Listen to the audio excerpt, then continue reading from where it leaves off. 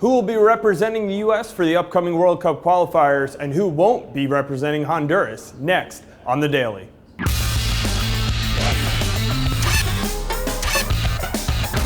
Welcome to The Daily for Tuesday, October 9th with Simon Borg. I'm Jason Seguini. Well, yesterday, Jurgen Klinsmann announces the U.S. World Cup qualifying rosters, and he made a big splash, Simon, particularly because of two players not on that roster. Jozy Altidore, the biggest name, but also Chris Wondolowski, 25 goals in MLS this season. And the reason these are big exclusions is that they are leading the league in their respective countries. So Jozy Altidore in Holland leads the league there, and Chris Wondolowski with 25 goals leads MLS. And here's a U.S. team that has struggled to score goals in World Cup qualifying. You figure you bring these two hot strikers in. To me, this is a huge roll of the dice by Jurgen Klinsmann saying it's team first and then individuals, and it leaves me questioning, is the U.S. at a point where they can just put talent aside and put team ahead of talents, of guys who can score goals? I don't know if we're there yet. All right, it's definitely an interesting question. There were 7 MLSers announced on this roster. Nick Rimando is the longtime third-string goalkeeper for the U.S. national team. His teammate Kyle Beckerman, Brek, Shea, Graham Jozy, Landon Donovan, Alan Gordon, and Eddie Johnson all named to this roster. I think the two biggest surprises, Eddie Johnson may have been a surprise if he didn't tweet it out a couple days ago, but Alan Gordon and Landon Donovan after that knee injury, we didn't expect to see him on this roster. With Donovan, the story there is that apparently this injury has gotten well pretty quickly. So Landon Donovan didn't even take an MRI on that left knee that he hurt against Salt Lake, and Klinsmann said he was on a flight. He joined the team late Monday night. When it comes to Gordon, Klinsmann revealed his tactics for these two games.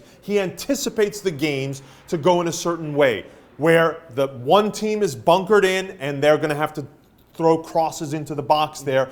Good to have guys like Eddie Johnson and Alan Gordon who can head a ball when you're throwing balls into the mixer like that. Yeah, I mean, at that point, I would have taken Gordon and Lenhart. It's worked for San Jose all season.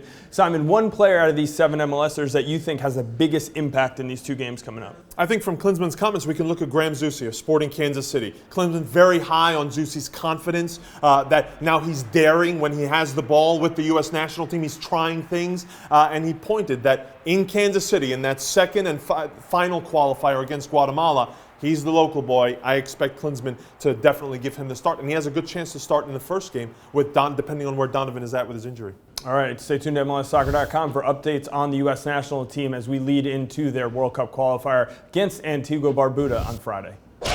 Also in the midst of World Cup qualifying, of course, is Honduras. They will be without Roger Espinoza for the upcoming games, as will Sporting Kansas City. Yeah, we got news yesterday, Jason, that he's out 2 to 4 weeks with an ankle sprain. So he's out of this final qualifying phase. Hopefully for him, Honduras makes it to the hexagonal. And for Sporting Kansas City, this hurts because they are still trying to clinch that #1 seed in the East. Chicago's right there. A misstep against New York in this next game, and Sporting Kansas City could be sweating it out a little bit after all the work they did this season. So it's not opportune for them. It's never opportune towards the end of a season. But their options there, Jacob Peterson, who could fill in there, as well as Oriol Rosell, hasn't gotten a lot of time. He's the Spaniard coming from FC Barcelona, hasn't gotten a lot of time on the team. But when he has shown glimpses of possibly doing the job.